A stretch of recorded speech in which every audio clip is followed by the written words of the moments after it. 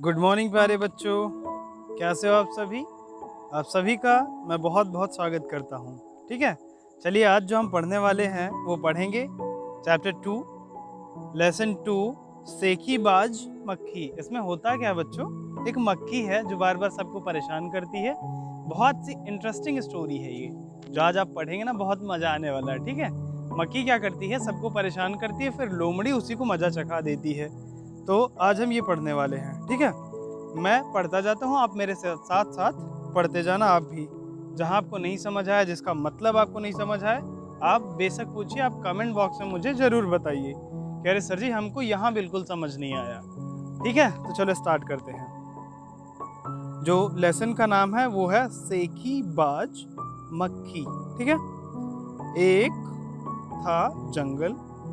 उस जंगल में एक शेर भोजन करके आराम कर रहा था। ठीक है, आगे इतने में एक मक्खी उड़ती उड़ती वहां आ पहुंची।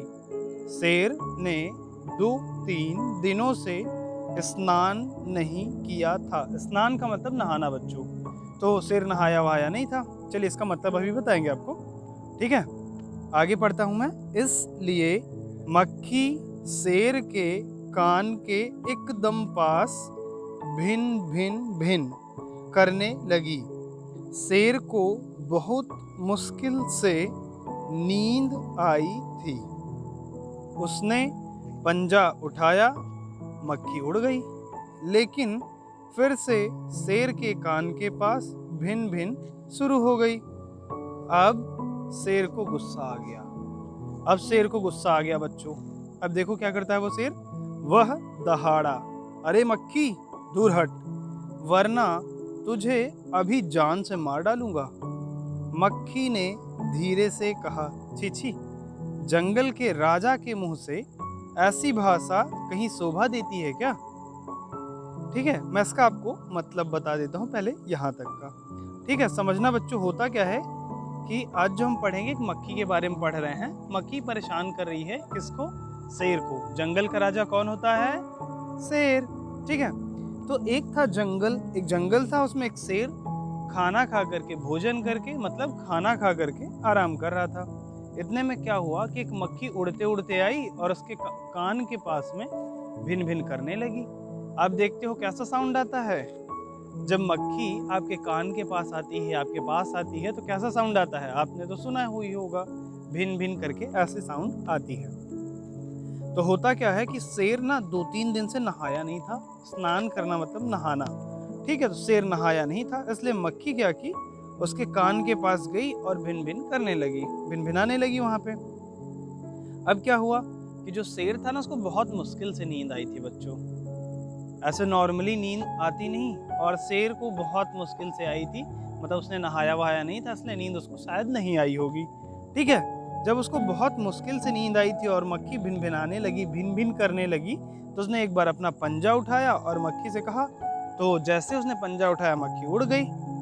लेकिन फिर से कान के पास में वो मक्खी शेर के कान के पास में फिर से आई और फिर परेशान करने लगी, वैसे भिन भिन करने लगी। अब शेर को गुस्सा आ गया। शेर को गुस्सा जब आया तो शेर एकदम दहाड़ा, तेजी से बोला। ठीक है बच्चों, अब जब दहाड़ा उसने गुस्से में और कहता, अरे मक्खी दूर हट जाओ, अब दूर हट जाओ, नहीं मुझे गुस्सा आ गया है, अब समझ लेना। जब गुस्सा आ गया तो ऐसे कहा कि दूर हट जाओ, वरना तुझे अभी जान से मार डालूंगा, अभी यहीं पे मार दूंगा तुमको। ठीक है, ये शेर कहता है मक्खी को।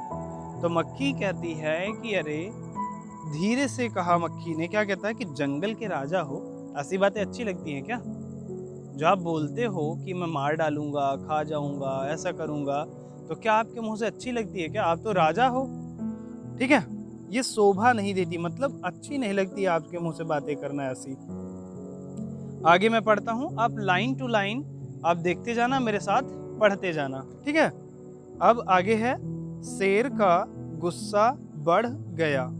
उसने कहा, एक तो मुझे सोने नहीं देती, ऊपर से मेरे सामने जवाब देती है, चुप हो जा वरना अभी। ये शेर ने कहा कि अच्छा देखो, अब गुस्सा उसका शेर का बढ़ रहा है। कैसे बढ़ रहा है? वो कहता है, शेर कहता है कि एक तो तुम मुझे सोने नहीं देती, सबसे पहली बात, ऊपर से क्या करती हो, सामने से जवाब दे रही हो मुझे। अभी चुप हो जाओ वरना समझ लेना फिर, मैं बहुत गुस्सा आता है मुझको, ठीक है। तो बच्चों क्या हुआ, मक्खी क्या बोलती है, वरना क्या कर लोगे, मैं क्या तुमसे डर जाऊंगी, क्या मैं तुमसे डर जाऊंगी क्या, मैं तो तुमसे भी लड़ सकती हूँ, हिम्मत हो तो आ जाओ।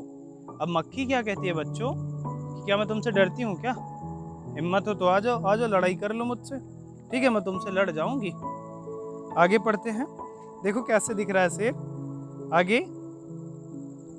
आगे जो पढ़ना है, अब शेर आग बबूला हो उठा। आग बबूला जानते हो क्या होता है बच्चों, आग बबूला मीन्स होता है बहुत गुस्सा आना। तब शेर को बहुत तेज गुस्सा आया, उसने, अब लिखा हुआ क्या, उसने कान के पास पंजा मारा। अब उसने अपने कान के पास ऐसे पंजा मारा, मक्खी तो उड़ गई पर कान जरा छिल गया। अब क्या हुआ बच्चों, कि जैसे उसने पंजा मारा, जो मक्खी बैठी थी कान के पास में, अब क्या हुआ कि जैसे उसने पंजा मारा वहां पर, किसने पंजा मारा, शेर ने। जैसे ही पंजा मारा तो कान पे मारा था उसने पंजा, और जैसे ही उसने मारा तो उसके कान पर छिल गया थोड़ा सा, उसके पंजे, नाखून बहुत बड़े बड़े होते हैं ना, तो जब बड़े बड़े नाखून थे उसके, तो कान उसका छिल गया और मक्खी तुरंत उड़ गई। अब आगे पढ़ता हूं मैं, मक्खी उड़कर शेर की नाक पर बैठी तो उसने मक्खी को फिर पंजा मारा, मक्खी उड़ गई। अब की बार शेर की नाक छिल गई। अब क्या हुआ बच्चों, कि इस बार मक्खी जाकर के उसके नाक में बैठ गई, जो शेर था उसके नाक में जाकर बैठ गई। जब नाक में बैठ गई बच्चों, तो शेर ने फिर पंजा मारा। जब पंजा मारता है शेर, तो इस बार शेर की नाक छिल गई, मीन्स उसकी नाक में वो पंजे लग गए उसके। अब क्या होता है बच्चों, मक्खी कभी शेर के माथे पर बैठती, कभी गाल पर, तो कभी गर्दन पर। शेर पंजा मारता जाता और खुद को घायल करता जाता, मक्खी तो फट से उड़ जाती। अंत में शेर ऊब गया, थक गया। वह बोला, मक्खी बहन अब मुझे छोड़ो, मैं हारा और तुम जीती बस। बच्चों यहाँ तक का मैं आपको मतलब बता देता हूँ, ठीक है।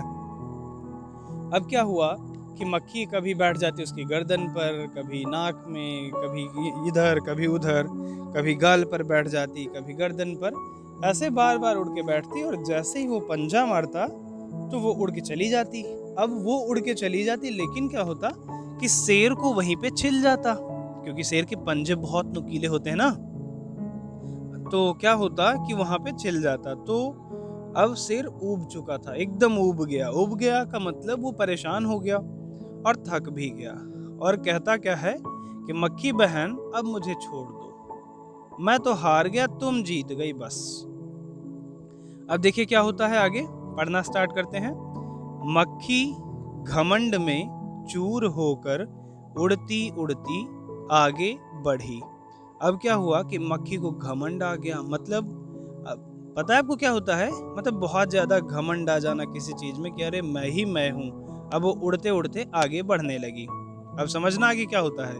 सामने एक हाथी मिला, मक्खी ने कहा, अरे हाथी मुझे प्रणाम कर, मैंने जंगल के राजा शेर को हराया है, इसलिए जंगल में अब मेरा राज चलेगा।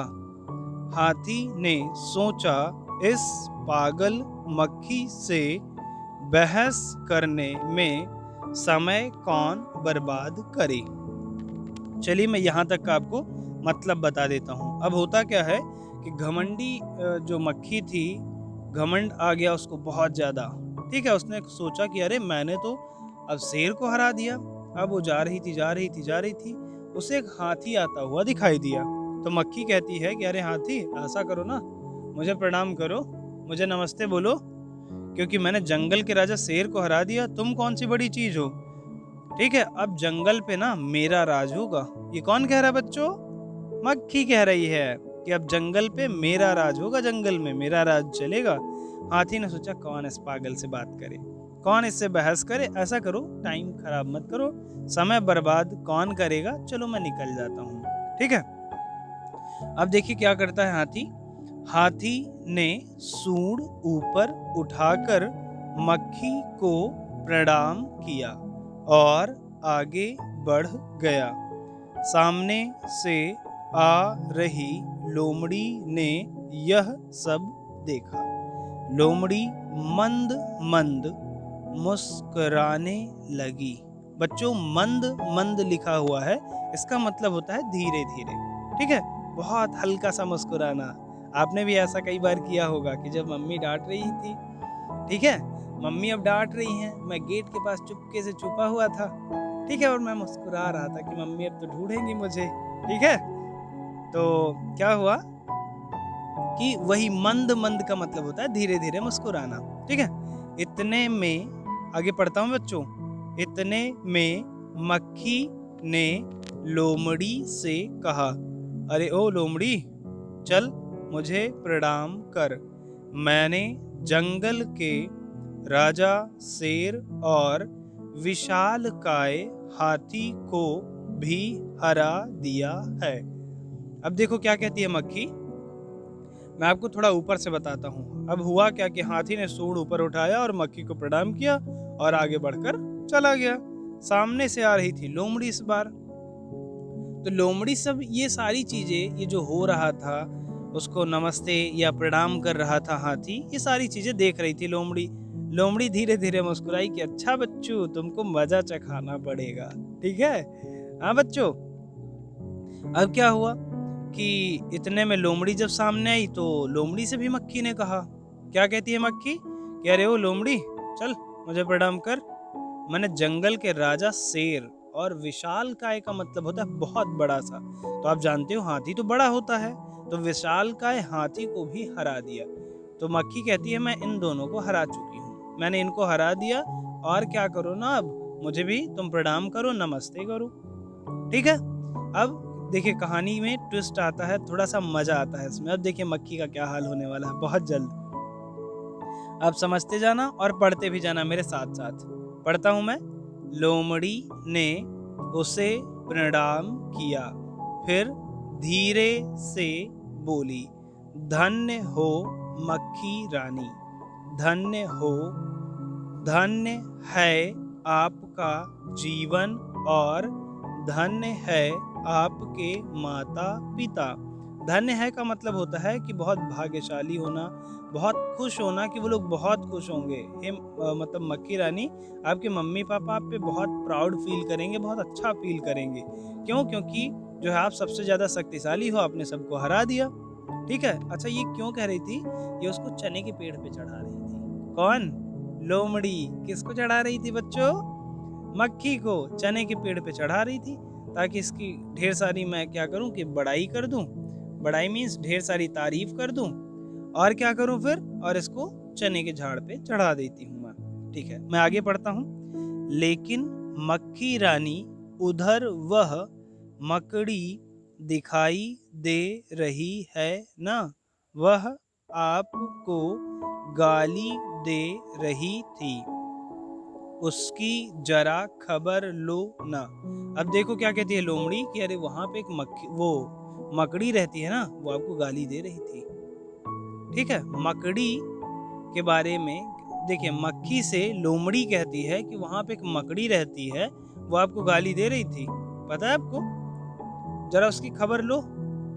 ठीक है, यह सुनकर मक्खी गुस्से से लाल हो उठी। लाल हो उठना मालूम है आपको बच्चों? जब बहुत ज्यादा गुस्सा आता है हमको, तो हमारा चेहरा कैसा हो जाता है? एकदम लाल लाल, देखा होगा।